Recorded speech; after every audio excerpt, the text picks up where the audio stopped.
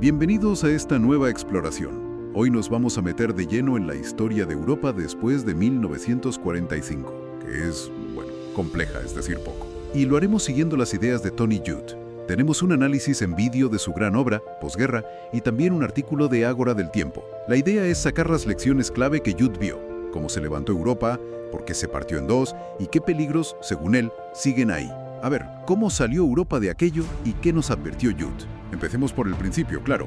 1945. Las fuentes lo pintan como, desolador. No solo lo físico, ciudades machacadas, economías por los suelos, es que había una quiebra moral brutal. El holocausto, la guerra, la colaboración con los nazis, cicatrices muy, muy hondas. Exacto. Y eso es clave en Judt, las fuentes lo recalcan. Él veía que lo moral y lo físico iban de la mano. La reconstrucción no era solo poner ladrillos, ¿sabes? Era reconstruir sociedades enteras. La confianza, las instituciones, muchas veces manchadas por el pasado. Y, bueno, casi sin respiro, sobre esas ruinas, ¡pam!, la Guerra Fría. El telón de acero, sí. La famosa frase de Churchill hecha realidad. Europa partida. Por un lado Occidente, democracias, el empujón del Plan Marshall de Estados Unidos y ya empezando a pensar en unirse. Y por otro el Este, bajo el control de la Unión Soviética. Regímenes de partido único, economías planificadas, otro mundo. Con el muro de Berlín como el símbolo más bestia desde el 61. Y claro, esos dos caminos marcaron décadas enteras. En Occidente, Judt señala algo fundamental, que a veces se nos olvida un poco. El consenso que había en torno al estado del bienestar. No era solo crear sanidad pública o educación, que también, era como un pacto social, ¿entiendes? Una forma de decir, vale, la democracia funciona, os da seguridad, más igualdad. Después del desastre, era vital reconstruir esa legitimidad. Sí, un contraste enorme con el Este, donde las fuentes hablan de, represión, economías que no funcionaban, pero ojo que en Occidente tampoco era todo paz y armonía, Empezaron a surgir movimientos sociales muy potentes, el feminismo, la ecología, las revueltas estudiantiles como Mayo del 68, cosas que cuestionaban el sistema, ¿no? Eso es. Reflejaban la prosperidad, sí, pero también una crítica a cómo estaban las cosas, a las jerarquías. Le daban más capas a esa idea de consenso.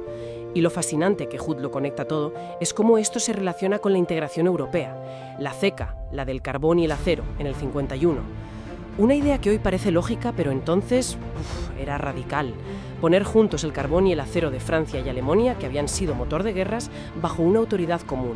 Para hacer la guerra, casi imposible materialmente. Un primer paso muy práctico, casi técnico, ¿verdad? Pero con una visión política detrás. Tremenda. Un camino que fue largo, con sus baches, y que acabó llevando a la Unión Europea. Y entonces, ¡zas!, 1989, cae el muro. Recuerdo la sensación de euforia, parecía que la historia se aceleraba de golpe. Una esperanza brutal, sí. El fin de la división parecía. Pero Judt, y las fuentes lo recogen bien, fue de los que dijo, ojo, que esto no es tan fácil. Vio los peligros. La reunificación alemana, por ejemplo, fue dura, económica y socialmente. Y luego ampliar la UE al este. Un logro histórico, sí, pero trajo problemas nuevos. Desigualdades, digerir pasados muy distintos y, nacionalismos que volvían a asomar la cabeza. Y justo ahí, después del 89, es donde Judt lanza su mensaje más potente, yo creo. El que más nos toca hoy.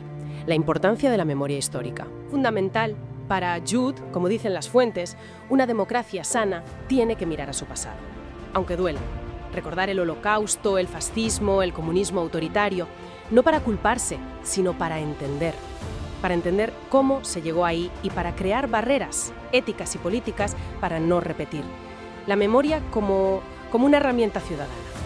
Y de ahí venía su gran preocupación, sobre todo al final. La democracia es frágil.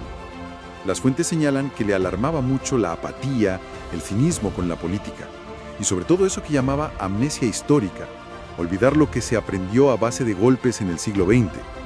Decía que los derechos y libertades no están garantizados para siempre, que hay que estar alerta, comprometerse. Entonces, si cerramos esta inmersión en la Europa de Judt, ¿qué nos queda?